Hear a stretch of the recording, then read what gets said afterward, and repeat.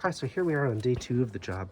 I've again got just the minimum amount of trim pieces removed from the trunk.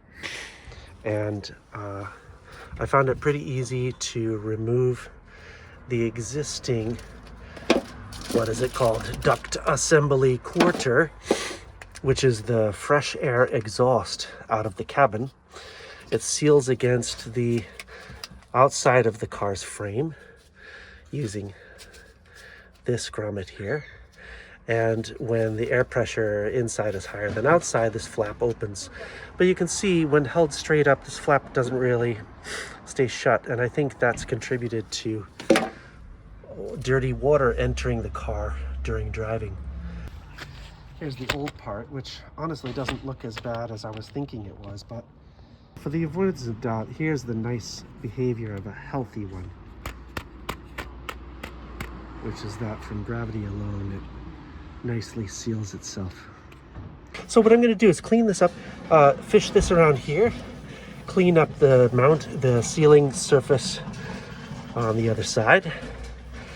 And I've seen other videos for other similar car models where they've loosened and removed this outer bumper cover and installed the new part from the outside. But what I found is that it can pretty easily be turned and fit into here and then possibly just pulled into place. So that's what I'm going to attempt to do. I won't have any hope of filming that, but this is my plan for fixing the water ingress problem in the trunk of my HS250h.